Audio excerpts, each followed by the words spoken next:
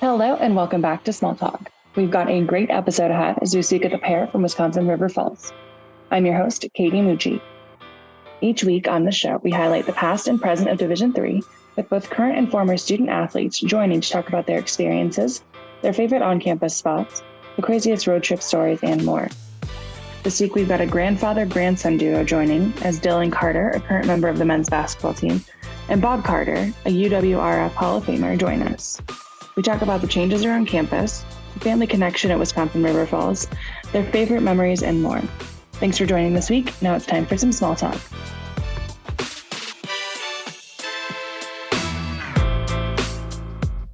Hi, I'm Dylan Parker. I'm a current member of the UWRF men's basketball team. Bob Parker, and I am retired, but during my life's work, I was a teacher and a coach. I coached in high school, and then I coached 1 year in junior college, and then I coached, I was the head coach 3 years at Valley City State in North Dakota, and then 9 years at head coach at UW Stevens Point. Well, thank you both so much for joining me today. I'm excited to chat with you. For the people listening out there, we have a grandfather and a grandson duo, so I'm excited to get this dynamic and hear about your different experiences at River Falls. So the first part we're going to start on is on campus. So Dylan, I'm going to have you kick off this question, but what are some of those spots when you and your teammates are hanging out around campus, either on campus or in the surrounding area? What are those places you hang out? What are kind of the favorites? And then Bob, if you want to follow up, or any of those, were they around when you were there?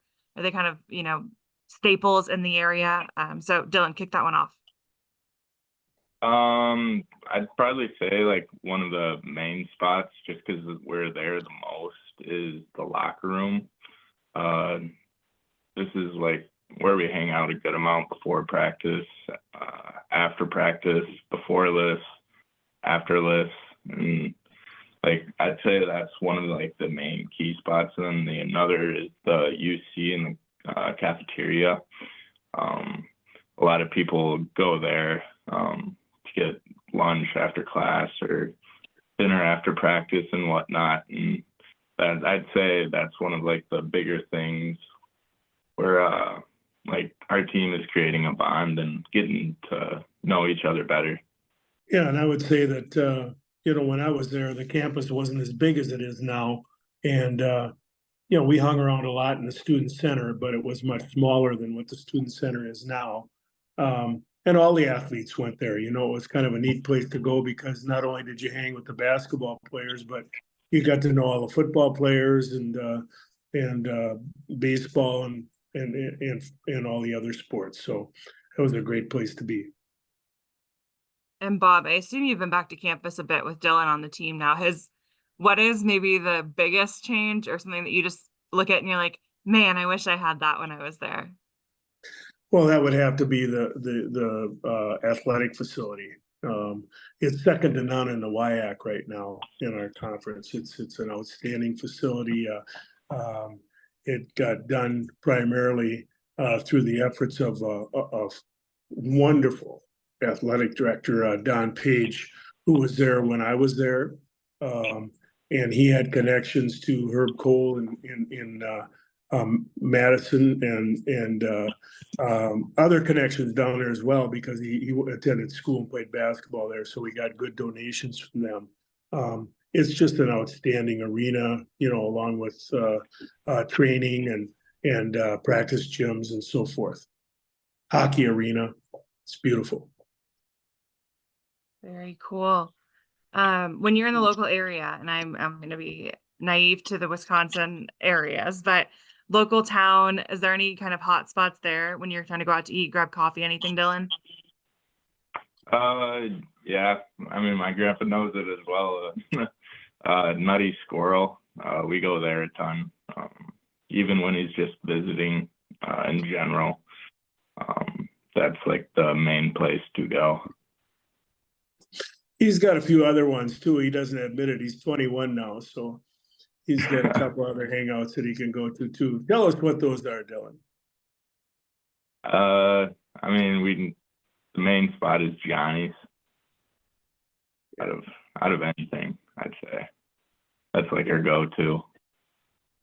When I was there, the Nutty Squirrel was called Bosenmine, and Bo Stanton was a great supporter of athletics, and so we always kind of hung out at that place too. It's an eatery, kind of a sports bar type thing, and so it's in the center of town and kind of the place to go. And Johnny's as well. Johnny's has been renovated since I was there because it wasn't nearly as nice as it is now. Very cool. It's nice to have some things that have stuck around. That's not always the case in smaller towns. Now let's go on the road a bit. So talking about travel, this has been one of the funniest things. This is, I think, my 19th episode of this podcast, and hearing the differences in how teams travel from even sometimes only 10 years back or even shorter to now. So Bob, I'll have you kick this one off. When you guys were going on your trips, I assume mostly around Wisconsin, but when you're going on your trips, how were you guys traveling? Were you getting a bus with the whole team? Were you guys in vans? What was that like for you? No, we had a travel agency bus, and I'm not sure it's changed too much from those days. We traveled in all of the places. Maybe Stout's pretty close by. We may have taken vans down there, but otherwise, most of our trips were long enough that it behooved a nice bus. So we traveled. I can't complain at all about the way we traveled. We played a couple of times out in North Dakota, and we flew out there for those games. So I think it was up to speed in those times, and it probably hasn't changed very much, with Dylan now. I know that, most small colleges, have issues with finances. So, sometimes they don't travel as far as they should, or, you have to raise the money to go far places. When I was in Stevens Point, we went to both the Bahamas and to Hawaii and raised that money to go there. What about you, Dylan? You guys still on buses? I assume so, but. Yeah. No, we'd take coach buses to everywhere. Regardless of like the distance, like to South, we still would take a coach bus, and everywhere else we haven't. Or in my time, at least, we haven't flown anywhere yet. We were supposed to back 2 years ago, so 2021. We were supposed to go to Washington, but because of COVID, and then the weather was kind of not the greatest during December, so we ended up not going to that, which kind of sucked, but. Well, good. I am very impressed that they were doing travel like that years ago, Bob. So that's awesome for you, because most people I've heard, like I said, even only 10 years back or so, are vans. They had an assistant coach drive one or a student coach drive one, and we had someone lose a transmission on the road. So very impressive travel there for River Falls. Yeah, when I was in North Dakota, our budget wasn't quite the same, and when I was at Valley City State, not only did we drive in vans, but I drove one. so it's different. How'd you do with that drive? Yeah. It's a bit of a bigger car. Oh, I didn't do so well in the whiteouts. Have you ever been in a whiteout in North Dakota? I can only imagine.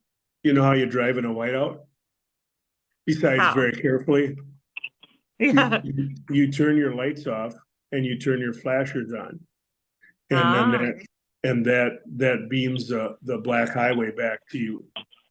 If you keep your regular lights on, you can't see, and you can't stop because somebody will run into you from behind. Mm-hmm. So, yeah, I learned how to handle that. Well, now I know. And I know you said you haven't gotten really to fly anywhere, but obviously, Bob, you talked about a couple trips you took your team on. Any good touristy or fun experiences you got to have other than just going to Hawaii or Bahamas? Well, and this isn't with River Falls, this is with Stevens Point. But when we went to the Bahamas, for example, we won their tournament down there, and we played the Bahamian national team in the championship, and they were beating us by 20 points at halftime. And they had 7 players, and they were just pounding us at halftime. We had a good team, an undefeated team. And in the second half, they started arguing with each other, and one of their players fouled out, and then another one fouled out, and the last guy that was available on the bench wouldn't go in the game. So they were forced to play with 4 players the rest of the game, and we came back and beat them. So that was an interesting experience down in the Bahamas. Hey, a win is a win. Yeah, and Hawaii was a great experience as well. We won that tournament too, and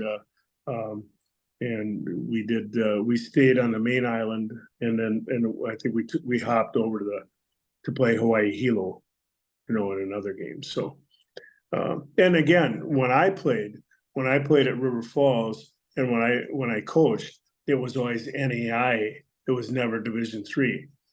I was never involved with Division III. It was always NAI. Got it. And Dylan, you said, like I said, you haven't flown anywhere, but any good trips or road touristy experiences you guys got to have? Yeah. One year we went down to Nebraska, and that was really fun. We won both games down there. And we played a team from Texas, and I can't remember where the other team was from, but those were 2 good games, and that was in 2021 as well. And that year was fun. We probably did our best that year so far of my time being here. And then last year we went to Illinois, and that was a cool experience as well. And it was close to home for me, so I got to see my family as well as one of my aunts that lives down there. So that was fun. Very cool. So now let's talk about academics, the student part of student athlete. Dylan, what is your major? So I'm majoring in computer science, and then I guess I haven't even told you yet, Grandpa, because I just made my mind up, but I'm gonna major in business as well, since I'm gonna stay for 5 years. So I'm gonna double major, and may as well, because why not? Very impressive. Bob, what was your major when you were in school? I majored in Broadfield social studies, and you had to have a minor in history for that. And so it was a conglomeration of history and geography and economics and sociology. And then I taught that for 10 years at the high school level. I taught social studies. So, and I had a minor in Phi Ed because I knew at some point I wanted to coach in college, and I built my Phi Ed minor into a master's degree at UW La Crosse. So, so yeah, it was and it was great. River Falls in those days had great instructors. I'll never forget people like Ed Peterson, who was just fantastic with all the European war things, and then too, there were teachers on campus that really cared about us too. I think you get that in a small college scenario where, they know who the basketball players are, and they know which ones are serious about their studies and which ones aren't. And I would mention George Fields was the chancellor at that time, and I bet he was at 70% of the basketball games. He would come all the time, football as well, and we knew that. We knew which ones were supportive, and most of them were. And I think that's continued today too, because I see Dr. Maria Gallo, who's the chancellor now, at a lot of the athletic events. And I'm not sure you get that at the big institutions. Yeah, that was going to be a follow-up question for also for you, Dylan, right now, as you're in the thick of it and taking some tough majors. What's the academic experience been like? And like he said, what kind of support have you seen from professors and the university side? Yeah. So with COVID and all, a lot of classes were online, and now they're just starting. Well, not just starting, but more and more every year, more classes are starting to be more in person. So like earlier on, I pretty much just took online classes until the start of this semester. Actually, is when I had like my first like legitimate in-person classes.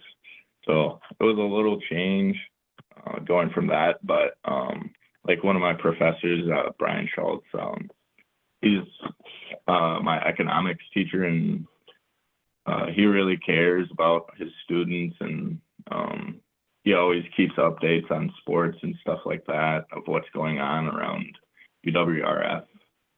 And then more like related, my grandpa's professor back in college, Jim Stewart, he's still alive, and now he kind of mentors me. So like he'll check up to see how I'm doing, take me out to lunch and stuff like that. And he was a faculty member here, and like, I don't know, it just kind of shows how like smaller schools, like the teachers get to know you better.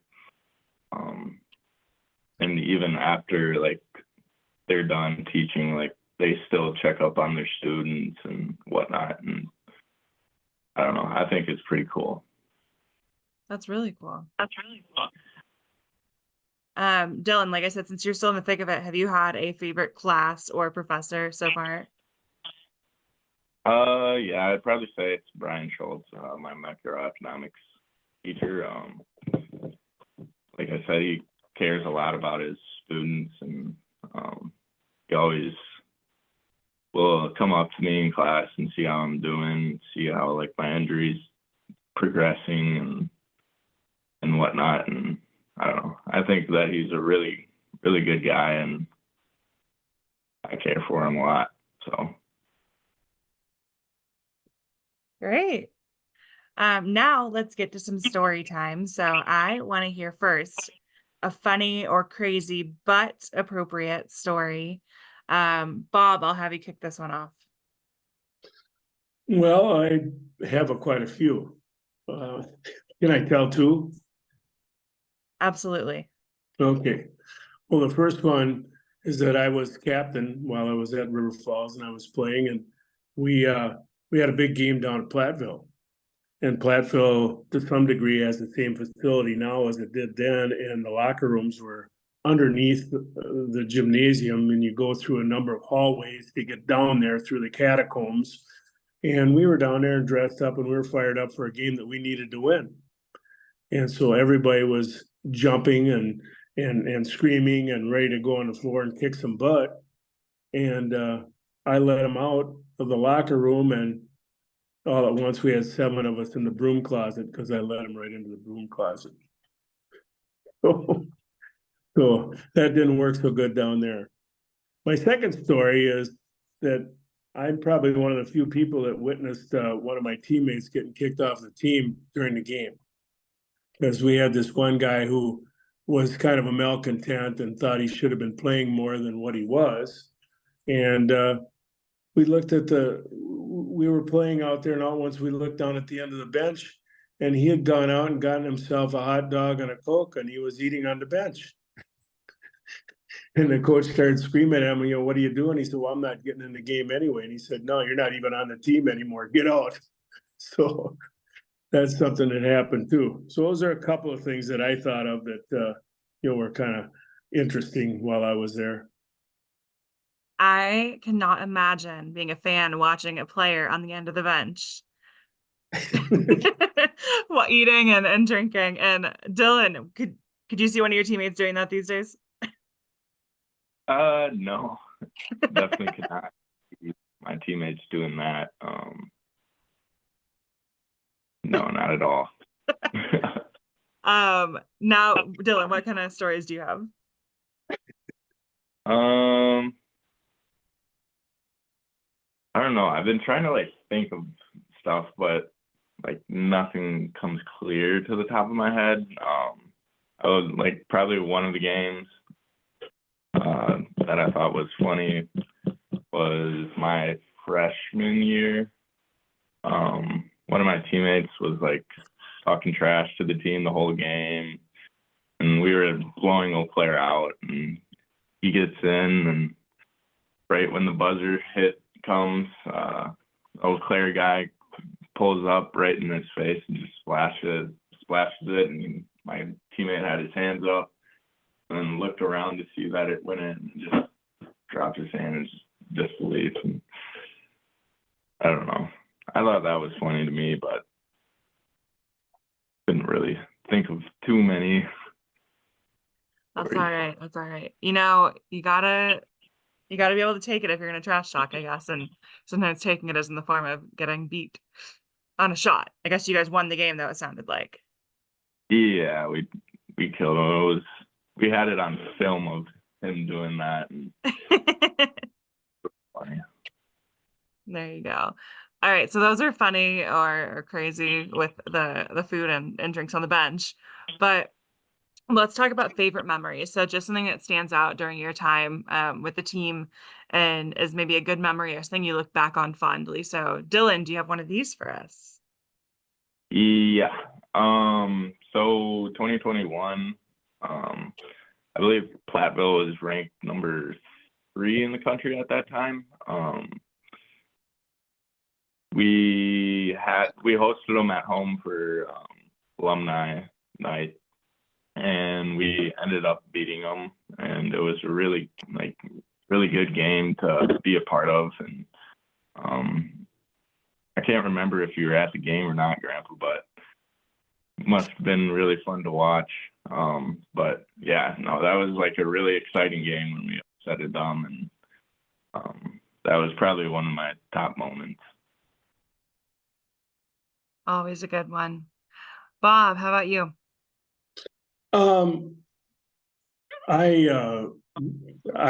My memories extends to the players that I played with. To this day, I'm great friends with about 5 or 6 of my teammates. Still communicate with them all these years later, and have become great friends. And in fact, a couple of my dear friends passed away this past year.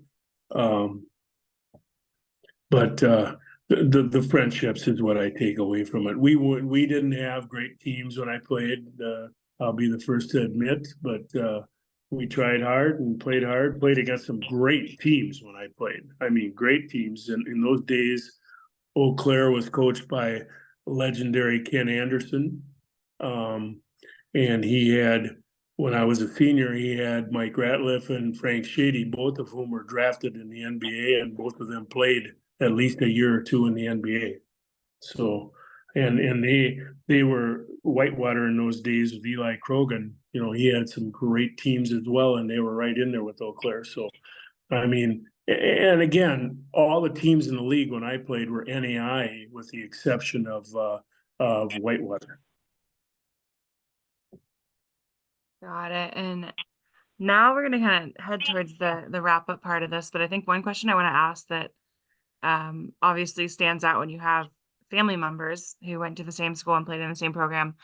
Dylan, for you, when you were choosing your college, was that 3-4 years ago now? Was it River Falls just because that was what the recruiting process, or was your grandpa's playing days there any kind of effect on you? I mean, yeah, I would say that my grandpa playing there did kind of have a effect on me. Because I mean, I don't know. I think it's pretty cool that I can say that I played at the same college that my grandpa played at. He's probably a lot better than me. I mean, he's in the Athletic Hall of Fame there, but it's still cool to be a part of, or not a part of, but doing that. And but also the athletic facilities, like my grandpa keyed on earlier, they're probably one of the greatest in D3 athletics, and the weight room, the athletic facilities. They just rebuilt the UC. They're building a new science building. They're continuing to improve the campus, and it's a really beautiful campus, and the coaches are really good. My teammates are super nice, and I get along with them really well. But yeah, a lot of factors keyed into me coming here, but like you said, my grandpa did kind of have an effect on me of him coming here, and kind of played a role. Great. And I'll kind of flip that question for you, Bob. When you found out that Dylan was going there to River Falls, what did you think about that? And were you excited? How excited were you? All the things. Well, I just wanted him to find a place where he would be happy, and where he would have an opportunity in basketball. And I took him up there for a impromptu visit, just a couple of campuses we went to, 3 campuses, I guess, and just looked at it. Because in those days, when he was a senior, he really got shortchanged with COVID. His high school team, maybe they were playing the last game to go to the state tournament, and they were getting on the bus, and then that was it. They couldn't play anymore. The season was canceled because of COVID. And then it became a situation where coaches could not have players on campus for recruiting visits because of COVID. And so that response made a difference. So we made our own little trips. And I had known the coach, Jeff Burkhoff. Jeff played for River Falls when I was coaching at Stevens Point. And he's an excellent person. I know that he's an excellent coach, and I know he's gonna treat Dylan well. And so I think that was one of the factors. And certainly I was happy for him to go there, but I would have been happy for him to go to any place where he would have been happy and had an opportunity to play. Great. So now let's get into, like I said, a couple of wrap-up questions. Dylan, talk about what it means to you to be a Division III student athlete, and maybe that is clubs or academic wise things that you get to be involved in, but what has that experience meant to you? I would say the experience has meant a lot to me. Being a Division III athlete, it's not Division I or Division II or anything like that, but at the same time, I feel like we're all on the equal playing field. We have school, sports, people have jobs that they all have to manage at the same time. And I don't know, I just think that it can be a lot to handle at times, but if you're able to manage it well, it's really, really unique thing. One of the better things is about being at the D3 level is with it being a smaller school, a lot of sports teams tend to get together more, and I've met a lot of great people, not only on my team but on other teams as well. So I don't know, being a D3 athlete is just unique, and not many people can relate to it, which I think is a cool thing. Great. And Bob, I know you weren't a D3 athlete, but NAI, small school athletics, so probably a lot of similar experiences in that way. So maybe just a general question to you, what did it mean to you, and as you went through your career and everything, to have been a student athlete and have that experience of balancing everything? Well, for one thing, it makes the time go fast. You make friends and you hang out with friends, and you don't need to join a fraternity, because really you have a fraternity. The basketball team is such. And again, like Dylan said, I got to meet all the football players and swimmers and wrestlers and everyone. We were all in the same boat. Things have changed a little bit though now, with the transfer portal and with collectives where, athletes are being paid at Division I, Division II, and I'm not sure what the rule is for Division III. Maybe but we lost at River Falls. We lost a really good athlete this year who transferred, to Western Illinois, Division I.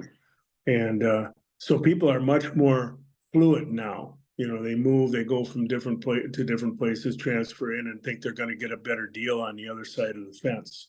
Sometimes that works, sometimes that doesn't work. So it's a different scenario than when I played. And I think a lot of outstanding D3 athletes have their ear to the pavement in terms of playing at a higher level. Definitely. And Dylan, I'll have you wrap us up for today. When you think about Division III in the future, so as Bob mentioned, a bunch of things happening right now in the college athletics landscape. But as you think about Division III, you've been here for a few years and experienced it. What do you hope to see for D3 in the future? I think one of pretty much more upcoming things along with the transfer portal is the NIL deals. I know it's not D3 level, isn't as great with the NIL deals and stuff like that, but I think more into the future, I think that could be something that could grow more on the D3 level than what it already has for Division I and II. But I think D3 sports is in a great spot right now. There's a lot of good teams throughout any sport at the Division III level. But yeah, I think D3 is just going to continue to grow and expand. And I think a lot of people that are younger now thinking that they want to go to the Division I level and whatnot. And if they don't get there and go to the Division III level, they'll see that it's not too big of a change. Thank you both so much for joining me today. I've had a great time chatting with you, hearing about your experiences.